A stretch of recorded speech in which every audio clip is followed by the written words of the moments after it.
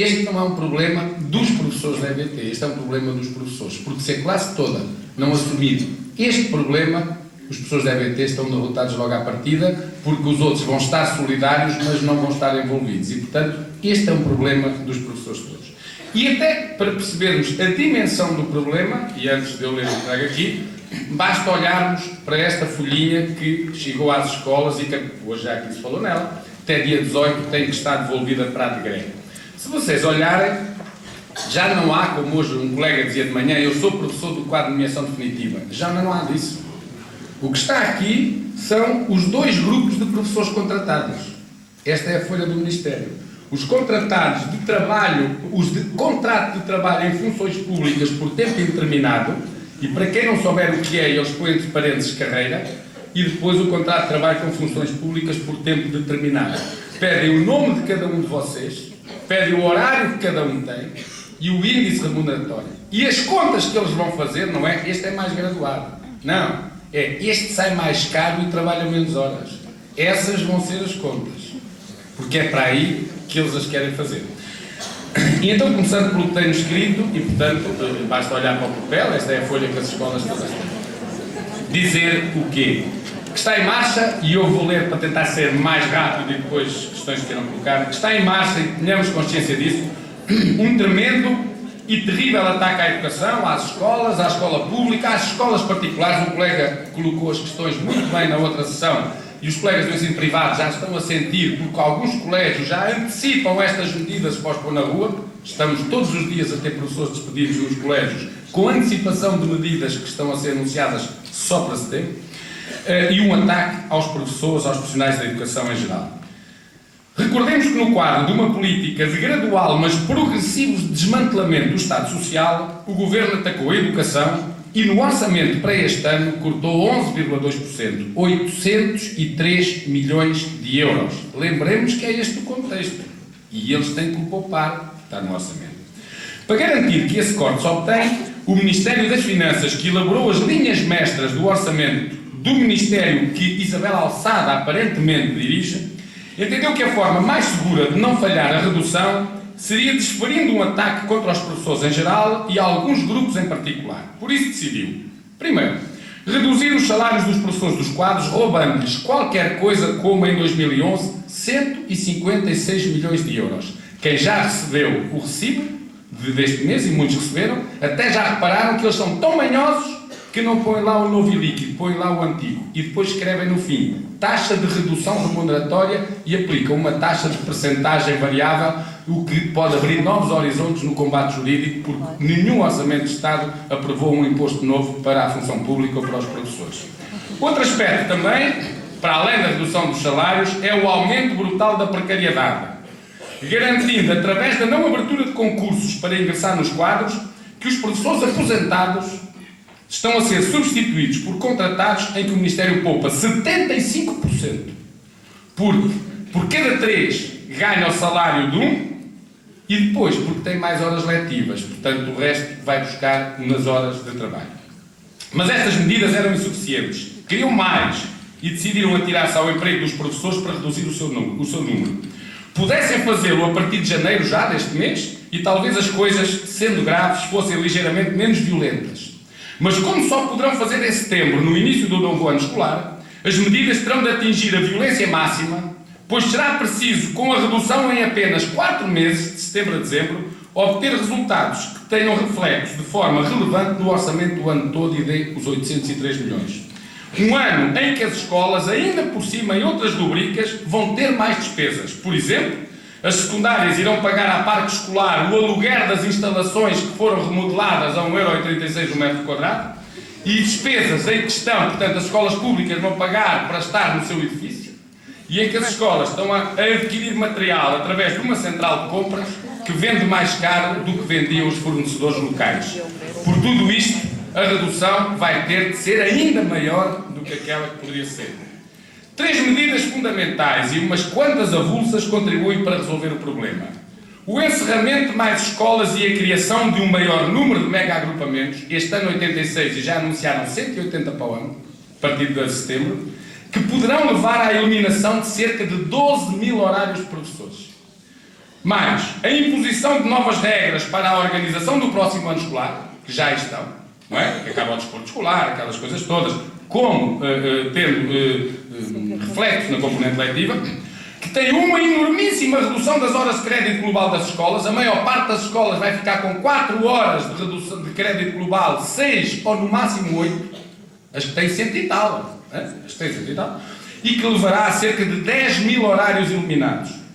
E as alterações curriculares propostas, que de todos têm merecido rejeição e repúdio do Conselho Nacional de Educação, do Conselho das Escolas e de toda a gente, mas que estão ali inflexíveis e que poderão provocar cerca de 12 mil horários eliminados, dos quais 7 mil são professores de EVT que eles querem pôr a andar.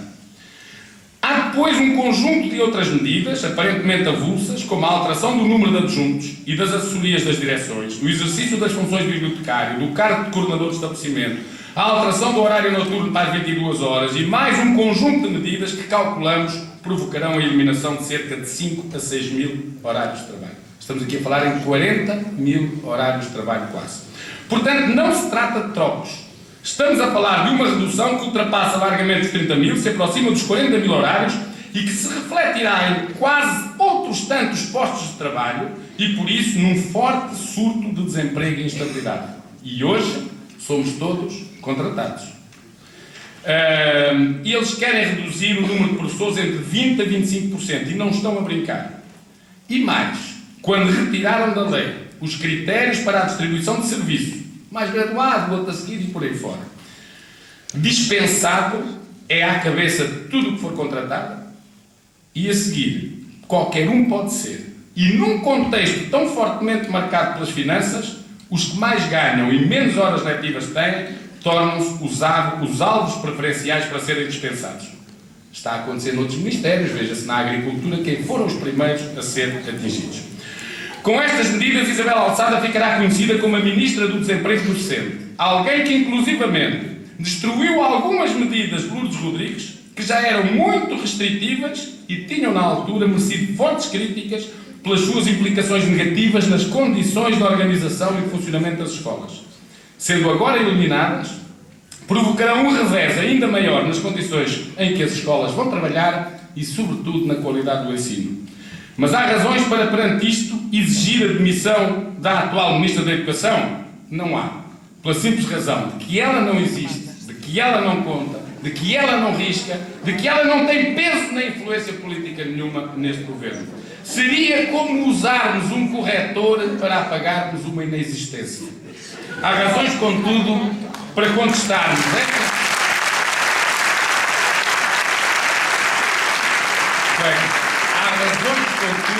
Há razões, contudo, para contestarmos estas políticas que põem em causa o futuro do país e dos cidadãos e para não esquecermos quem no governo as desenvolve, quem na Assembleia da República lhes dá aval político. Ouvi muito bem os colegas da manhã. Nós já levámos isto também lá. Estiveram todos de acordo connosco. Mas depois, quando o chefe diz é assim que se vota, ser deputado é um mero exercício de ginástica, levanta, baixa, levanta e baixa. E depois dizer que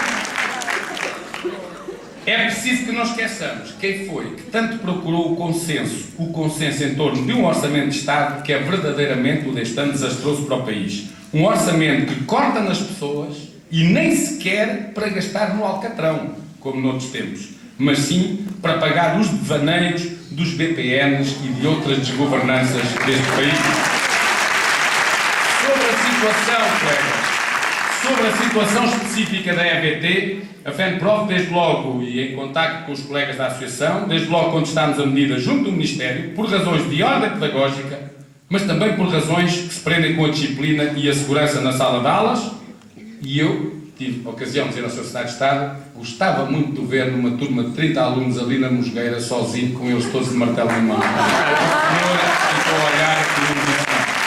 Mas também, por razões, colegas, que têm a ver com os horários e o emprego dos professores. Contactámos desde logo a Sra. Presidente do CNE, do Conselho Nacional de Educação, a Dra. Ana Maria Betancourt, apresentámos o problema a todos os grupos parlamentares e ainda na semana que agora termina voltámos a levá-lo à Comissão de Educação e Ciência da Assembleia.